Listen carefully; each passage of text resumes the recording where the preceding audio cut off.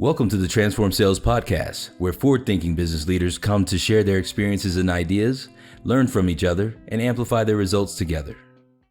Hey guys, it's Amir Reiter of the Transform Sales Podcast. I got my guest, Tito Bohrt, CEO of AltiSales. Tito, what's up, man? How are you? What's up, Amir? I'm doing great. Thanks for having me. When did we meet? I think it was like 5 years ago. Yeah, it feels like a long time, dude. You were building an empire in Colombia. It was a mini empire.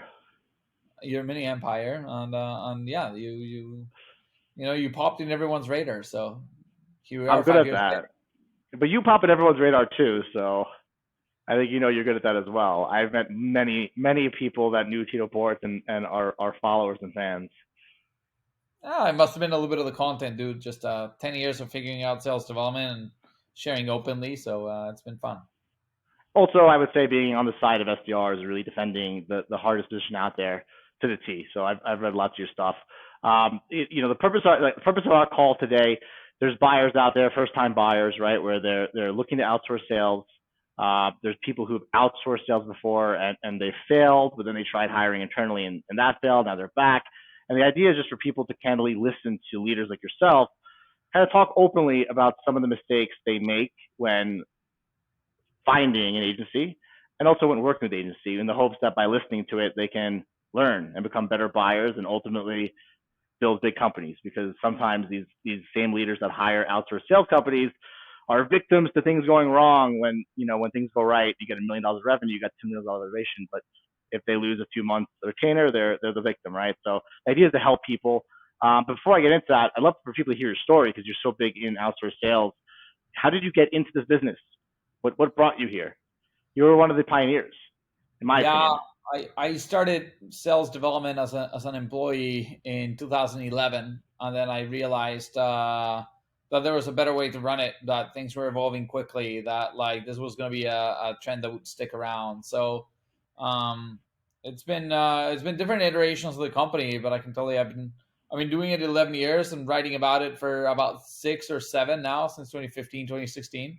And yeah, each and every year we find another different improvement, slight better way, another metric to track that we can optimize for.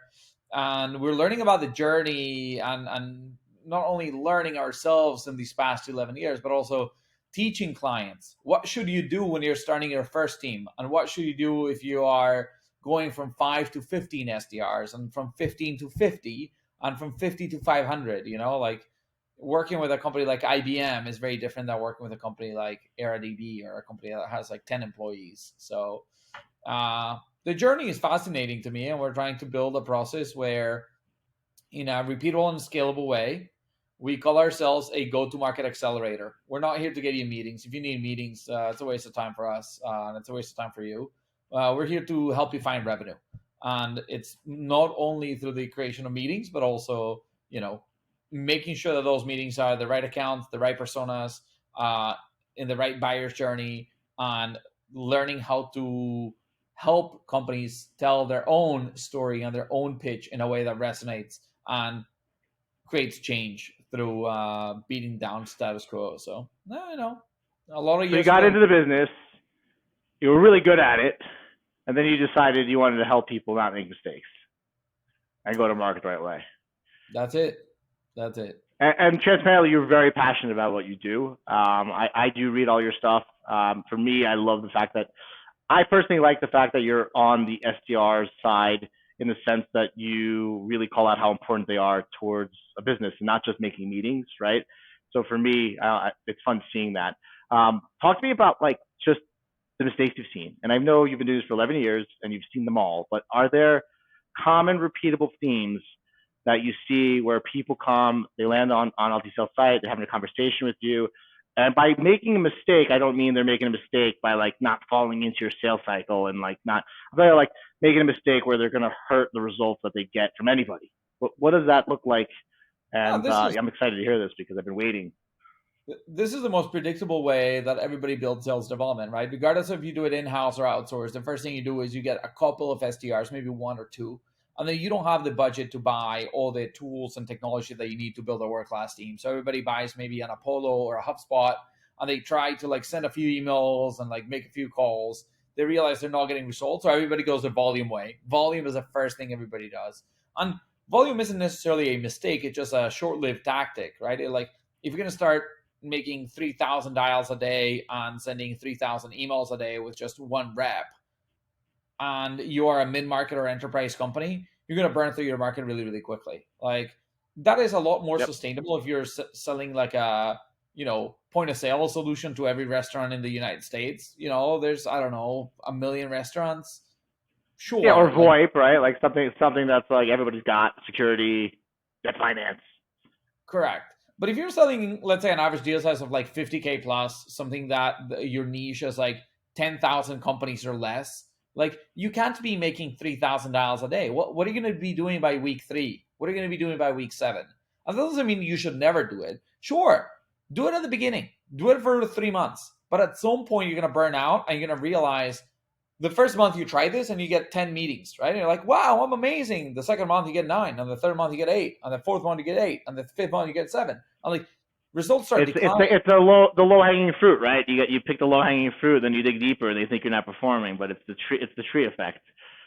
Yeah, but it's unsustainable because the companies that are focusing on volume are not focused on efficiency. They don't care. Like I literally just talked to a company that their SDR had connected with their best performing SDR had 518 connections on the phone, and they got 12 meetings. So they're only getting 2.3% of connections on the phone into a meeting. We average 17%. Okay. How do you know that would be a skill thing or the offer not being a right fit to the buyer they're speaking to in that situation? Because they have enough customers paying enough amount of money, it tells me that their offer has a place in the market. And what that means is you can still sell the problem to the market. You don't need to be selling a solution. And the problem does have a problem market fit, and therefore you should be able to increase this number. Now, the team was very focused on volume, using auto dialers, email blasting, all that stuff. And they're happy with 12 meetings for the month or month and a half or 2 months that this data came from. 500 connects. Now, we could be 8 times more effective, which means we would make 1/8 of the dials and get the same number of meetings. And you might tell me, but Tito, I don't care. I don't care if I make 30,000 dials instead of 3,000. Well, people forget people don't put a value on a bad call or a bad message, right? It's like if you have your brand out there and it rubs someone out the wrong way, they might not talk to you just because they were like, you interrupted them on the call, you weren't clear, right? So it's like that volume approach can also burn business, right? It can burn pipeline in a way. And that's a little bit of the problem. But the other problem is if you only have 10,000 potential customers, they're not all created equal, right? If your biggest customer is Verizon, you want to get a meeting with AT&T. I don't want to get a meeting with South Florida Pancakes. So if you're making 30,000 dials a month, right, and you're getting 500 connects, and you're getting 10 meetings out of 500 connects, well, how many companies did you go through?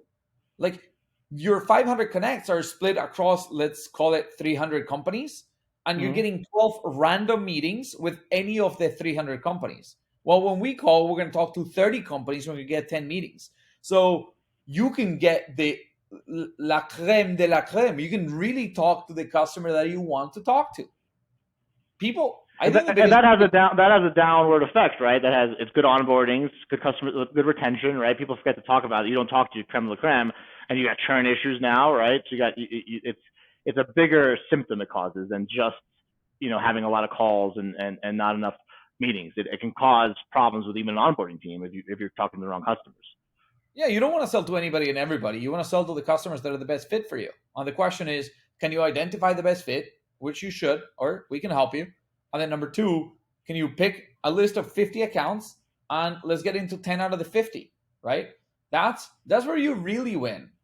The customer lifetime value of your top 50 accounts should be 5x that of random accounts, if not 10x or 20x. So what's the value of the meeting? You might say, yeah, but Tito, with auto dialers, my cost per meeting is $900 or $500 or $300.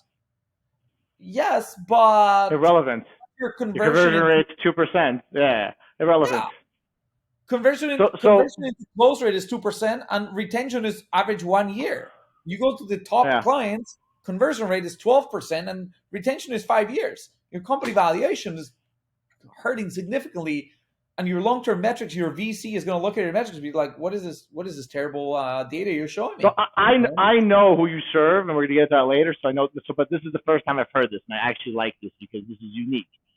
The mistake that you see buyers making is the volume game, right? And if I'm hearing this correctly, it's buyers are coming in, they're either executing high volume touches or they want to buy high volume, and they're making that mistake because they they're not finding their best customers, right?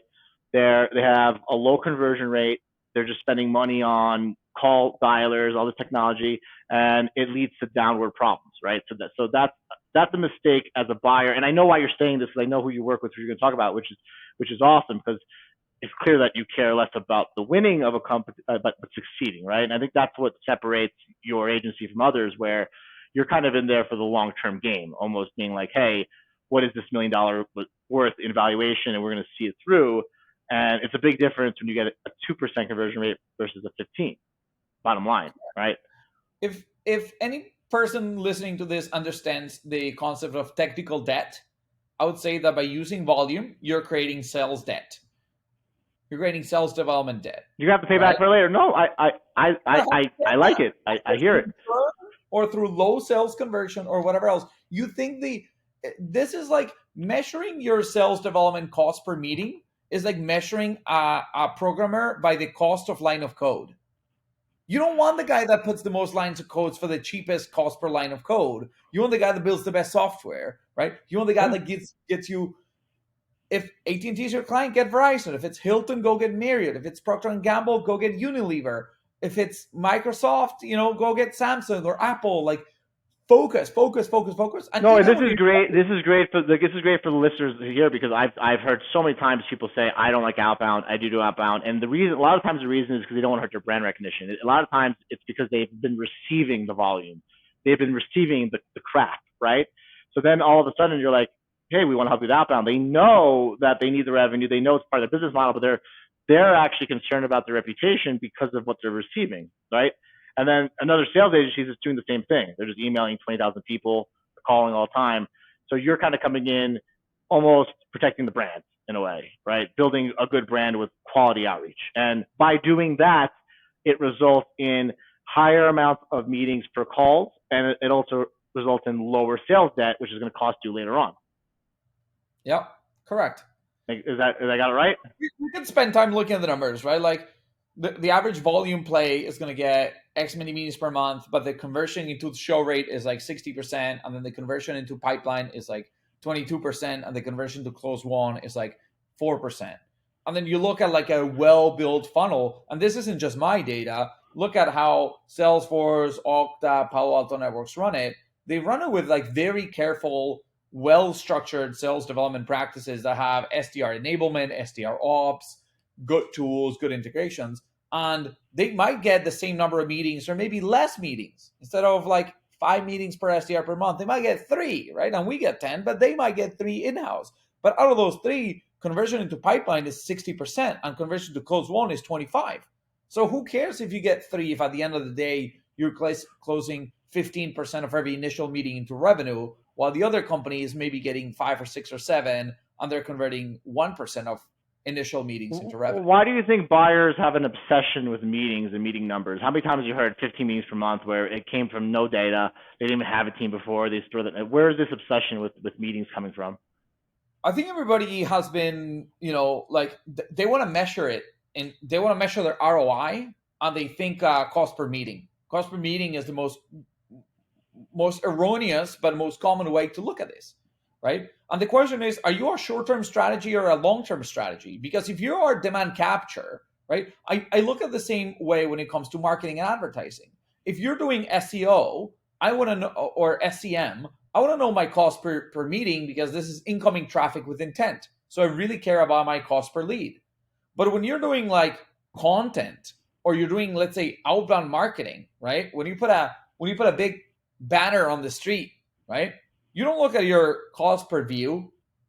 Like, you got to think about the long-term value of like both building awareness, building a brand, getting in front of the right people. So too many are thinking of outbound like if it was inbound. What's my cost per meeting? That's how they measure their marketing SEO and SEM. So Would, yeah, it hurts you long would you term. do you think that outbound can generate inbound? It always does. Always. Literally. But why don't we talk about it more? I mean, because A people are buyer, a buyer of $1 million product can go to a website after a phone call. I could call somebody and he could be like, "F you, Amir, blah, blah, blah." He goes to your website, comes a customer, and then marketing says it's an inbound lead, but it was pushed into the funnel outbound. Why do people not talk about?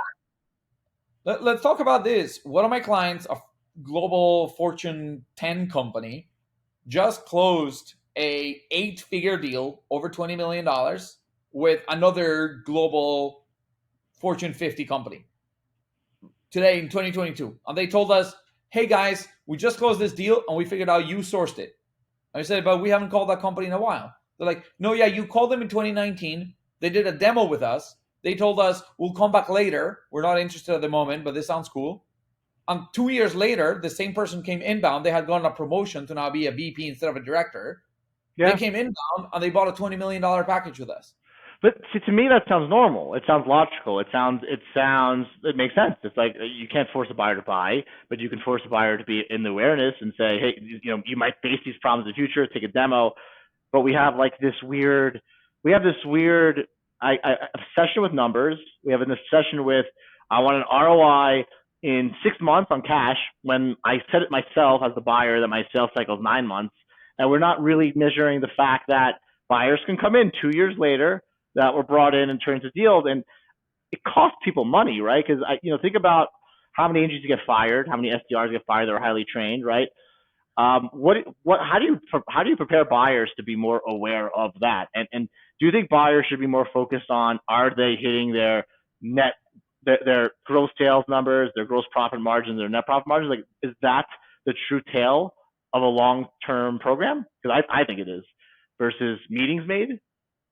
Yeah, but it's hard to measure because those are lagging indicators, right? Like revenue is a lagging indicator. Like if you start your outbound program now, you got to ramp your program, call it 2 or 3 months. And then by month 3, now you're operating at a good pace. That's if you outsource and you have a good outsource provider. If you're doing it in-house, it might take you 6 to 9 months to even get the team going because you got to integrate all the tools and all the process. And then from those 9 months, you start getting meetings. Your average sales cycle is 6 months. But really, outbound is going to be longer than your average because they don't have a project. You're calling them. So now you got to give it another 8 months or 12 months. Guess what? From the moment you say, let's start outbound until the moment you say, wow, we're seeing revenue come through, it might be 24 months. Yet every buyer is like, we want to start outbound. We want to do a 2-month trial and see what we can get. And I said, get in terms of what? They're like, meetings. I'm like, okay, how are you going to measure success? Cost of meeting. You're dead. You're absolutely dead, right? So it's like so why is it like 2 months, right? I want to see how many babies they're dead. But I also and I know that when they go to a venture capital company to go raise money, they're forecasting marketing and sales spend, telling a company, give me $20 million, you're going to get an ROI in 10, 15 years, right? Like, and then they go hire or build a team, and it doesn't actually match their financial model. That's right. Why is that? It's hard, right? Again, outbound creates inbound. So like a lot of the goals and things you're going to achieve in the next 12 months are already happening now or happened before. So you were telling me, who's a good fit for you guys. I think anybody, we're speaking November 14, 2022. Anybody trying to influence 2022 revenue, don't bother, right? Q1 2023, don't bother. We can get lucky and you can close a deal. But if that's going to be your measure of success, you can't build a company on luck. Right. What you can't build, if you are a smart go-to-market chief revenue officer, whatever your title might be, the way you're thinking about this is, can I get all my metrics through my funnel to work so that this becomes a predictable revenue machine? Can I get 10 meetings per SDR per month? 8 of those show up. Out of the 8, we move 55 or 60% into pipeline, which is 4.4 to 4.8. Cool. Out of those, can we close 20%? Okay, cool. Like that's 0.9 deals. On my average deal size is $50K. Okay, cool. now I have a process where each individual SDR is getting me 0.9 deals at 50K per month every month. Holy cow, 0.9 deals, that's 45K in revenue. What's my cost to have that SDR? Definitely less than 45K. CAC payback period under 12 months. Like, I have a rocket ship. And it has to be sustainable. If they're burning through 300 accounts and 30,000 phone calls in order to get 10 meetings, and I say, hey, I'm a VC, I'm going to triple your money, triple your team, and triple your results, you're dead. Because what are you going to do? Call 10,000 accounts every month now? You can't do that. Now I know why Guy Todd always tags you as a sales scientist on LinkedIn. When I'm listening to me, it sounds like you've really learned how, you know, a good tech company builds a product requirement document. They really understand the build of their product, right? And then all of a sudden they come to go to market and they have none of their math down, right? And it sounds like you really got that math down. So to me, it sounds like you're a good match. Go ahead. I was like, you gotta have it. You there? Otherwise, you're gonna be dead. Dude, you have to fucking have it. Would you get in this apartment if it was built off just like, I want to hire some SDRs, put them together, throw some numbers, and hope for some meetings? No, it has to be a fucking formula, right? And it's interesting that people don't get that. And it's almost as if it's just like, if you're in product or you're in this environment, you run on math, and right, and now you're a VP of sales or sales development guy, and you don't lose math, right? You just use the phone, and I think that's not going to win. It wasn't winning for a long time, and it's not going to win moving forward. Companies need, especially now in the climate that we're in, there's not going to be all this bad money thrown at business development, right? People are not going to be just hiring endlessly, buying tools. They have to really plan what they're doing, or else they're going to just end up penniless. What do we call it? Or down and under? Like what's happening in the future? What do you see for our business in the future? Do you see business development, sales outsourcing just here to stay and growing because of the complexity it has involved into it? I'll tell you where I think things are going. I think the economy is going to be tough for a long time. I don't think it's going to get easier. And when you're doing the volume approach, you're usually, like you said before, you're getting the low-hanging fruit. And there's not going to be any more low-hanging fruit because every company is tightening budget. And people aren't coming inbound because you only come inbound when you have a project and there's something you want to buy. What we need to start selling via outbound is what we've been doing for a long time, which is selling to the unconsidered need. I got to call a VP of sales or a CRO that doesn't know that they necessarily have a problem, but they're open-minded to learn something new. And I got to get them into a meeting and show them the journey that sales development teams take in order to become incredible, and show them where they are in that journey and how to get them to be better. And if you sell cybersecurity, it's the same idea. You call CISO, you get them into a meeting, you show them the journey of cybersecurity and how to become a world-class company when it comes to your cybersecurity setup and systems and operations. And you ask them where they are in the journey and you help them get a couple of steps ahead through your product, services, processes. So I think that if the economy gets tough, Amazon just laid off 10,000 people today, or they announced they're going to. I think tech companies have been laying off people. Like, we're seeing tens of thousands of layoffs every month. I think that's going to continue. Yep, everybody who's doing volume is going to be dead, because when the economy is nice and everybody's got a lot of money, the volume works. If you just say whatever on the phone and you hit a point, and that's kind of somebody's problem. You got a heartbeat, it works. Yeah, of course. But when things get tough, you gotta be able to convince people. You gotta have a high conversion rate from somebody saying hello into somebody getting a meeting. Do not get 500 connects for 12 meetings, because then when the economy gets tough, now it's gonna be 500 connects to 3 meetings. Get really good at getting 10% of the people who say hello into a meeting, 15%, 17%, and make sure that the people you're calling are people who actually fit the type of profile that you help the best. So there's going to be a continued shift to quality. Complete shift to quality. It's the only way. What you've been doing for the last 5-6 years more, right? So it's kind of finally coming. You were against the volume. You were all about quality from day one. I've been so excited about this time because So you've been warning people. You've been warning. No one's been listening. You've been warning people. I've been warning people about this, and I've been warning people about crypto, and nobody has been listening. And guess what? FTX just went down. So we'll see. I remember landing in Miami and hearing your warning about the Dow Jones, and you were very hawkish about it, and you probably should have been right. I think it was just the reason why you weren't right about your call was just basically fake simulation, really. Like, you were spot on. I remember. Yeah, my heart dropping. Tito Bohrt was saying we were going below 10,000.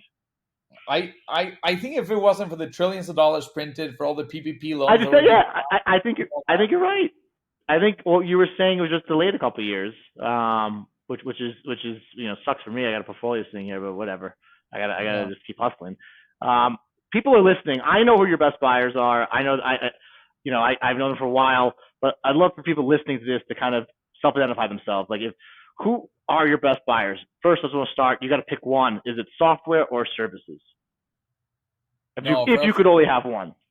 If I could only have one, I would say software. And it doesn't. Here's the thing. For us, it's enterprise. If your average deal size is under 30K, I'm happy to talk to you and help you out and point you in the right direction, but I can't work with you. You're not a good fit. On the opposite end of the spectrum, if your average deal size is over like 150K, there's nobody ever in this world that's even 1/10 of as good as we are to what you need, because your market is so limited that you will not be able to afford volume for a very, very long time.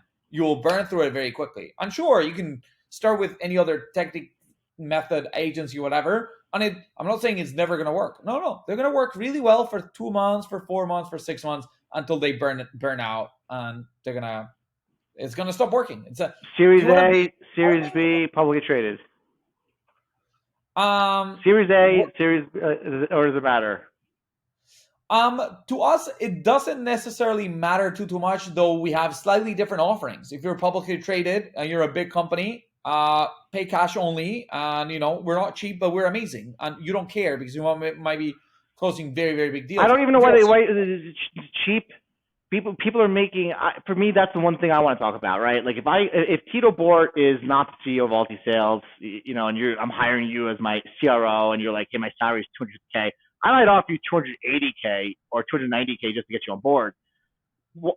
You are an agency that's hyper focused. You have a track record of delivering results, right?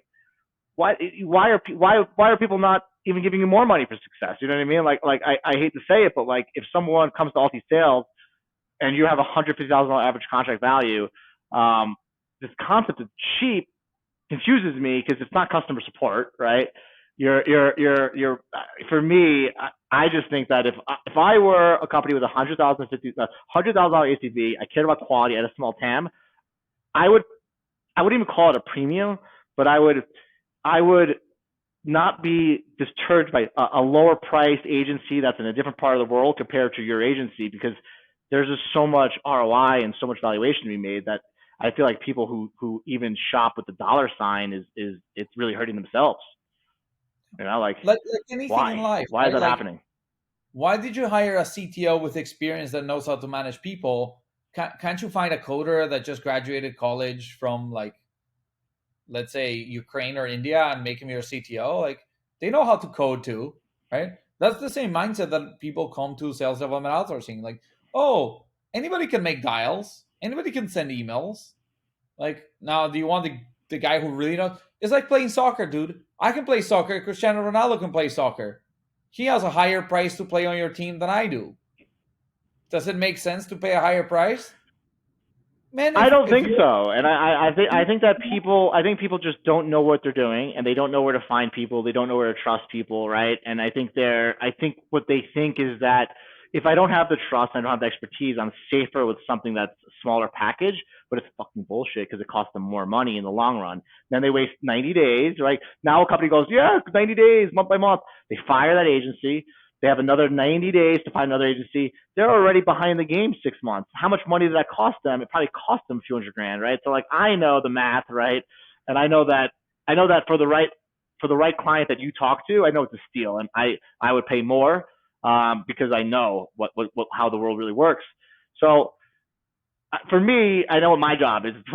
I have 2 people to introduce you to, because we find these all the time. I think you find a lot of companies that have super sophisticated products. Like I talked to someone recently that was it was a company called, man, I thought it was called, but it was a fintech as a service where they were like, basically like, we let you open up these bank accounts under people's names and credit cards, and when you're transferring the money, and when I had I know that the CEO of the company was a Series B, and I know that he hired somebody through our marketplace, and I know he hired him because he was a low cost person, and the guy was my friend because he was one of the good reps. And then the guy told me about what he was doing, and I was like, oh my god! I was like, this company raised a Series B, $65 million, and they hired you to like build their outbound sales program because they think they're saving money, and like this company's really hurting themselves, and it's because they literally buy externally a different way than they hire internally. But I think that's going to change, right? And I think when more people listen to you talk, I think that they'll hear not only that you have a passion for your SDRs, but you also have a passion for the bottom line. And from my understanding is that sometimes, and maybe you don't need to mention this, you don't want to, but from what I talked to you in the past, you like to actually be part of the companies that you work for, oftentimes, correct? That's right. As I was saying, the big companies, we charge cash and it's no problem. But if you're a small company, we're happy to take equity. We give ourselves a period of time to decide if we're going to invest. Let's pause there, though. That's a big deal, because that's a big deal because you're putting your money where your mouth is, and you want to be on the long term, right? And that's kind of why you're very picky with who you work with, essentially, right? Yep. You want to probably, yeah. Go ahead. Here's what I'll tell you. I've had several companies, one acquired by Square, another one acquired by Five9, another one acquired by, I don't know, like every other, like somebody got acquired by, I don't know, whatever. I'm going to have to go check the list, but there's so many. And like literally we influenced like for one of our clients, like $2.7 million in revenue in the first like 18 months. And their valuation went from 40 million to 400 million in that period. And like we were big influencers in that rise, and we're like, they were thinking it's a big deal. 60K in sales development or 300K in sales development. They ended up going with us as the better option for 300K. We influenced $2.7 million in revenue. At the valuations when this was happening, there were 40 times revenue. So like we increased their company valuation by 100 million through cold outbound. And they were debating if they were going to spend the 300K with us or just 60K with somebody else. It's insane. We influence 100 million in revenue. You know what I mean? Like, I do know what I mean. That's why I'm always following up with you. For those listening, I'm always telling Tito to get my marketplace. He's like, Amir, he's like, I don't need business. He's like, I use my own service. And I'm like, Tito, I know. My whole pitch for Tito is, what about that one customer who can't find you and he doesn't get to be $1 billion company? We need to help that customer. And that's where Tito goes, yes. That's the only time I get Tito excited. But no, look, for me, I know you're 33 years old now. 34? 33? 32. I think you've accomplished more in your lifetime than 95% or 99% of software sales leaders have done. And I think a lot of people are always trying to think, like people, they think they can do it better and better and better. But like, guys, like AltiSales has a track record of helping multiple companies hit exits, multiple valuation. He's got all the data. He's got all of the actual backing, and he's a good fit for a company with a high ACV, which no software companies are, right? Like there's a lot of software companies out there. The ones that struggle the most typically are your fit. They really are. Because if they're not your fit, they're spraying and paying, and they're losing in the sales desk. So most of the really good fit clients that really could use your help are the ones that you help, which is awesome. And that's kind of why I'm always persistent with you to get you on the show and get you involved, which is great. So thank you for being on the show and helping. Yeah, my pleasure, man. I think that the final thing and funny thing that happens is when the economy is nice and everybody's got plenty of money to go throw around, even bad sales development practices will yield some results. When the economy gets really tough and people aren't buying, a lot of sales development agencies, I think there's 2,000 now, whatever number you know this better than me. I think 90% are going to die because everybody and their cousin have decided to start a sales development outsourcing company with some sort of spray and pray technique, tactic, or method that they tried at their previous company and they thought it was genius and they think it's infinitely replicable forever. And it's not. We run hundreds of different plays in very structured and organized ways with very expensive tools in order to get high success. And like we have our success guaranteed. I'm waiting for a little bit of a economic downturn to come and to wipe out a bunch of noise.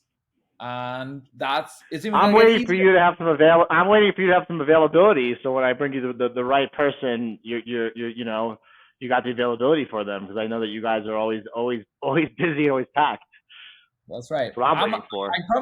I promise to make space for one that you bring my way, and then we might tell the success story. That means a lot to me. That means a lot to me, man. I got a lot of love and a lot of respect for you. I think that over the next 5-10 years, I think you'll continue to help companies to their goals. You'll continue to help leaders to their goals, and hopefully I can help one find you. I will be good with that.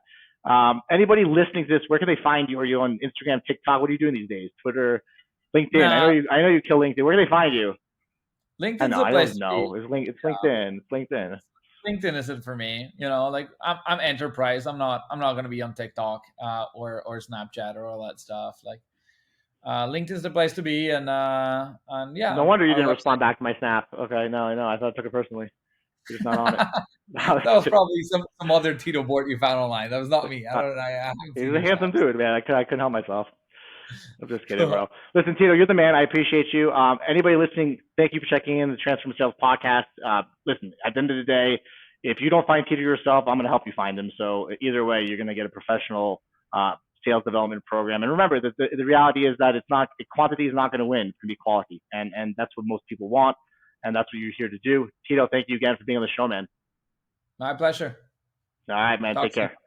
Cheers.